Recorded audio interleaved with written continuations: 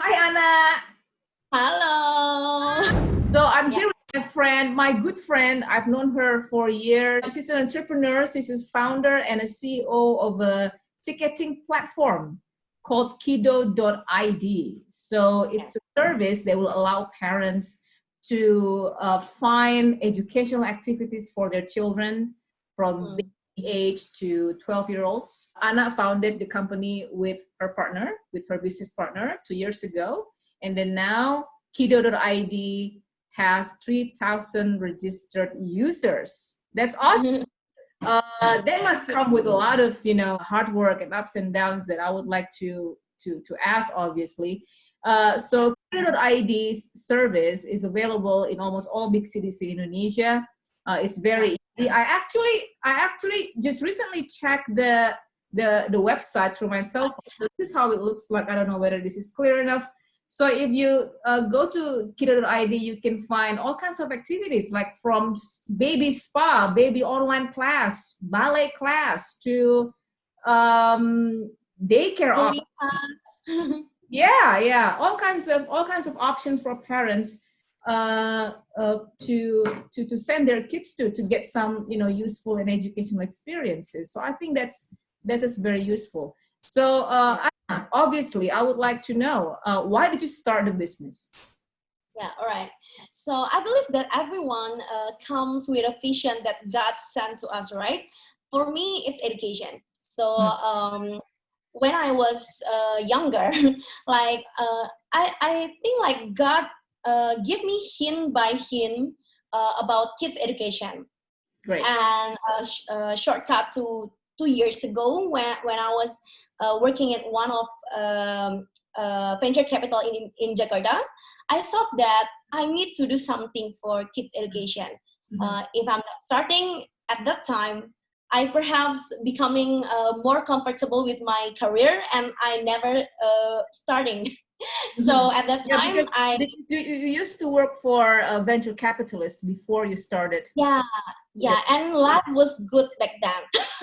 But there's something missing. There's something missing in my mind that I need to, I need to challenge myself to do more for this industry, which is kids education. Indonesia will be 100 years old in 2045, and 1/3 of current population in Indonesia are kids. Which is in 2045, they will become the next manager, the next leaders of Indonesia. So I really hope that I can be in this space to help them reach their full potential or maximum potential. So when there's a time that they will become a manager, they will be a great manager. They will be a great leader. I really hope that in the next decade, many innovations coming from Indonesia. We're not consumptive country, but we're becoming a productive country. I know you have a partner, and then how many of you now after 2 years? Yeah, so I started this business with my partner, so 2 of us, and then just like other bootstrapping startup, we hire interns back then. So many interns in our company. Moving forward, like now, because we just got our seed funding, so we did a hiring for some people. Right now, we have 10 full-time members and also some interns as well. Yeah, you have now 10. We're still hiring now. Yeah, you are now a team of 10 people. And then the big thing is that you guys recently just got a funding from a big Big Bang. So, and I know that's not the only achievement that you got during this building the business, but can you share with me about just what's going on in the past 2 years with the expansion of Kiddo? Yeah. At that time, I just thought that I need to start without knowing how many obstacles that I will going through. And then after I started this company, I really thank God for all the opportunities coming. Like last year, we've got a grant from Ministry of Research and Technology of Indonesia. From that grant money, we can expand our business from 0 to 1 lah, for example. So we starting hiring, we start doing marketing campaign, etc. And then after we receive the grant, other opportunities keep coming. For example, government sent us to 2 cities for having a business training. One is to Armenia, Yerevan, Armenia, and the second one is to London, England. It's something that I never imagined before. We got a business training for free. And then we also, just this year, earlier this year, before this pandemic, we got an opportunity to join GOJEK Xcelerate in Jakarta. So GOJEK, the first unicorn in Indonesia, they have a program for earlier startup to learn from the unicorn. And then the last thing is about the funding. Many startups, in this pandemic, their business is shutting down or their business is going very low, very down. But I think this is Kairos, when right people meet in the right time and right place. This corporate venture capital called OCBC NISP Ventura, they believe in our vision, and they believe that education is something that need to be support. And with this support from OCBC, not only money, they also give us the access to their corporation, right? Because they're a big corporation. Wow, that's great. So I would like to back up a little bit. Your background, your previous profession, you work for a venture capitalist.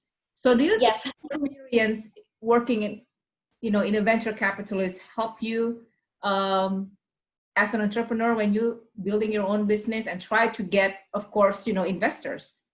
Yeah. So when I decided to start the business, I thought it will be easy because I'm already in the startup industry. I'm working at the investor side, so I thought, maybe I will get a funding easier. But turns out, building a business is not that easy. Just because you know all about business, all about investment, doesn't mean you can do it perfectly.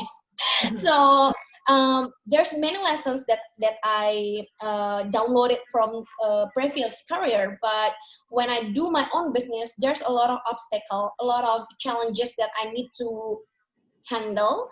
But I believe that persistence or resilience is one thing that every entrepreneur should have, because the challenges is not coming from only the bad thing happen to you, but also an opportunity that coming to you that distract your vision, right? So I would like to just learn a little bit more about how it works, how Kiddo.id works. So essentially, you have merchant side and you have client side, and then you these 2 sides. So how do you select the merchant that you're going to partner with? Yeah, so we call the merchants, or vice versa, they call us first, and then we do the curation. So every time they submit the data, we curate based on their legal documents, we curate based on their quality. We want to know what kind of programs that they have to make sure that parents will only access the best programs in town. Obviously, because this is service or classes for kids, right? Yeah. You want it to be safe, you want it to be well managed, and you want it to be useful, right? I mean for the kids. And when you promote this service, how did you do it in the beginning? Like, what kind of channels that you had at the time to promote Kiddo.id's service? Yeah. Because back then we don't have enough money to do the marketing. The challenges is to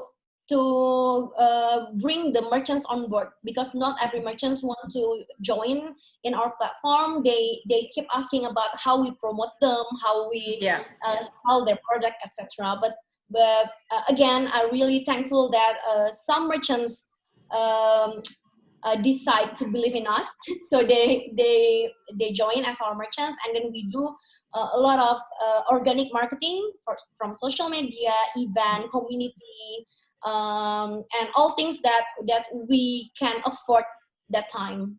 Mm-hmm. So yeah, because I mean, obviously, you and the merchants have to have trust one another, right? I mean, you trust them, and then they trust you. So did you have to like approach them like, you know, all by yourself in the beginning? Like you went, you know, door to door to these merchants, or how was it in the beginning? Yeah, at the beginning, I approached them one by one through phone, through email. Sometimes I went to the outlets, but like I told you earlier, we have interns, our saviors. They also help us to contact all of these merchants. But after several months,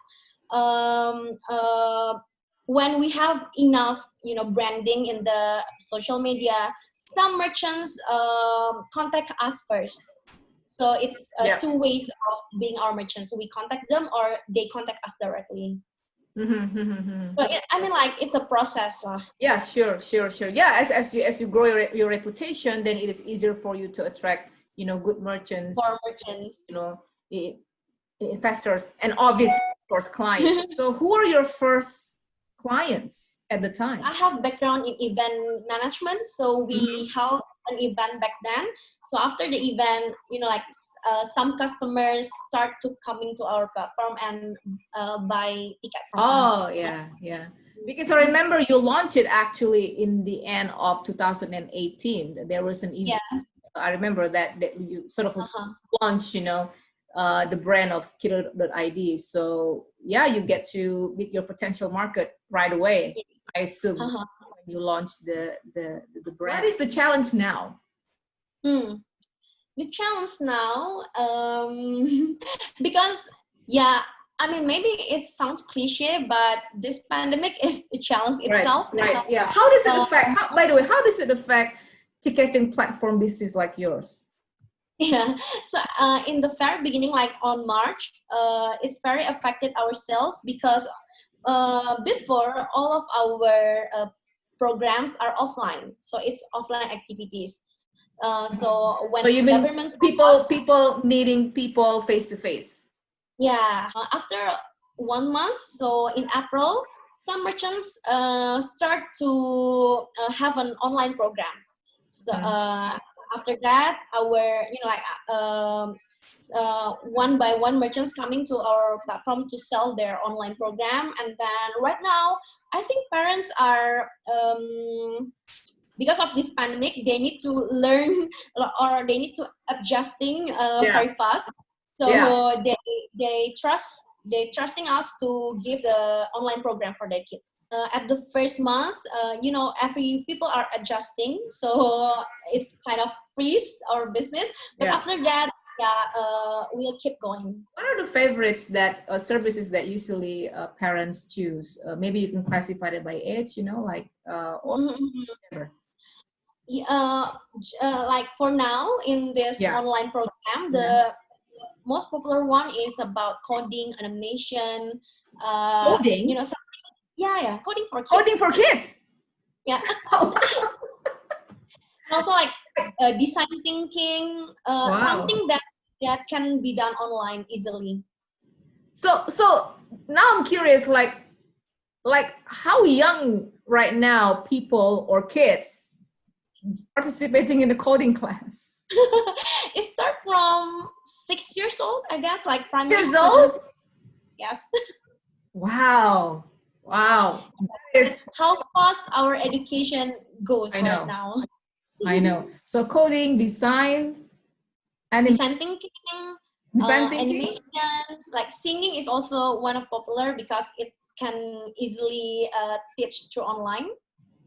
Yeah. So what about now? I just want to compare. What is the difference from before COVID? Like, what are the favorite classes or experiences that parents back then? Back then, the most popular is art and craft, play date for babies, because like parents want their kids to be active outside their home, right? Actually, after the semester, school semester starting last July, some schools are approaching us to help them in doing their extracurricular, because most schools are stop their extracurricular, because most of the extracurricular is sport, dance, and you cannot meet face to face these days, or it's difficult to meet face to face these days.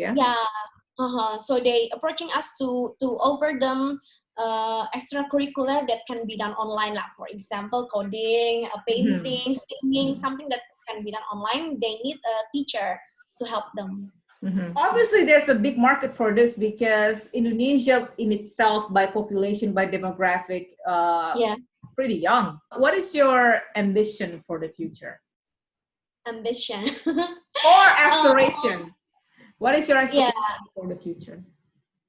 Well, I really hope kids can grow with their true potential. I mean, like, not everyone good at math, not everyone good at speaking. So when they really know what they're good at, and do the exercise intentionally to make it better day by day, I think there will be many inventors, creative people, entrepreneur, innovators coming from Indonesia, because they use their talent and work for it hardly since they're kids. So you want to grow Kiddo.id maybe beyond Indonesia? Is that your aspiration as well, to expand the business?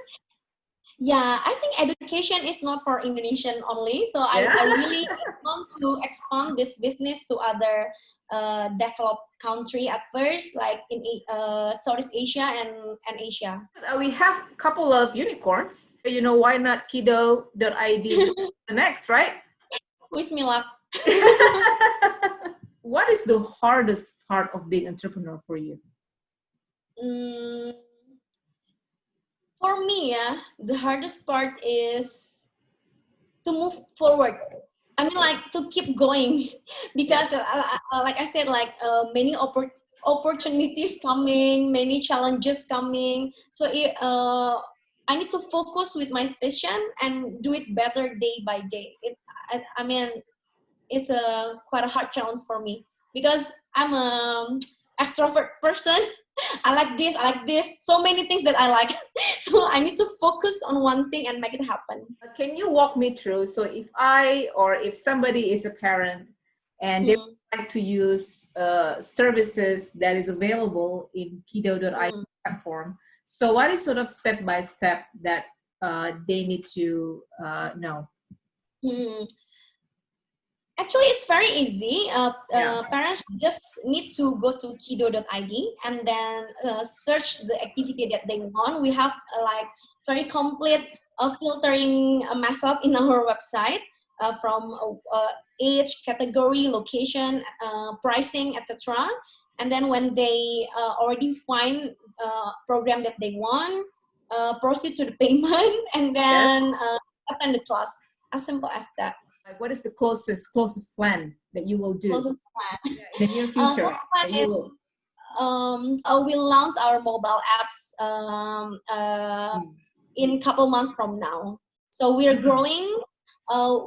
We learn from the past. We do better day by day, and hopefully we can help more parents to raise their kids better.